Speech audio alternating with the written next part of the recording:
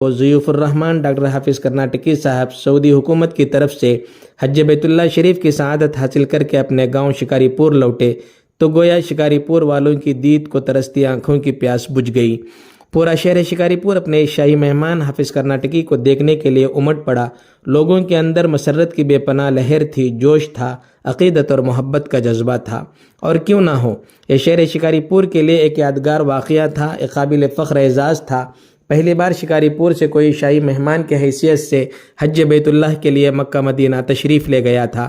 یہ شکاری پور کا سچا سپوت تھا جس نے ریاست کے دور افتادہ گاؤں میں رہ کر تعلیم اور سماجی خدمات کے میدان میں ایسا نام کمایا اور ادب اطفال کی دنیا میں ایسی شہرت پائی کہ اس کی شخصیت کا عکس اور ان کے نام کا شہرہ شاہ سعودی عرب جناب عبداللہ ابن سلمان کے کانوں تک پہنچ گئی اور انہوں نے نہایت عزت اور احترام سے شکاری پور کے اس سپوت کو اپنا مہمان بنایا۔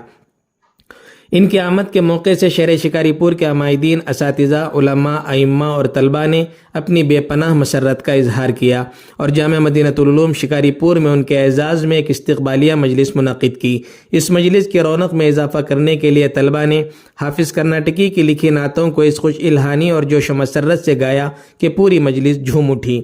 اس خاص مجلس میں ڈاکٹر حافظ کرناٹکی کا استقبال ایچ کے فاؤنڈیشن کے صدر جناب فیاض احمد صاحب اور ڈاکٹر آفاق عالم صدیقی نے مشترکہ طور پر کیا۔ اپنے استقبالیہ تقریر میں ڈاکٹر آفاق عالم صدیقی نے کہا کہ شکاری پور ریاست کرناٹک کا ایک چھوٹا سا شہر ہے، بلکہ قصبہ کہہ لیں۔ ایسے چھوٹے قصبوں کی پوری ریاست اور ملک میں کوئی کمی نہیں ہے، مگر اسے کوئی نہیں جانتا ہے۔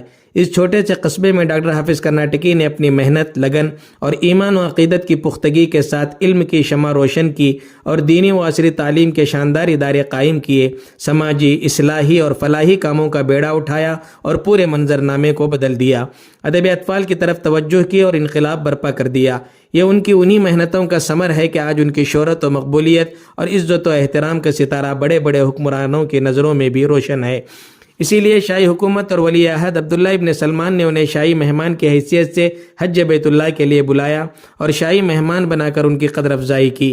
اہل شکاری پور خوش قسمت ہیں کہ اس کی مٹی میں ایسا ذرہ بھی تھا جو آسمان پر آفتاب بن کر چمکا اور ان کی عزت و وقار کا ذریعہ بنا۔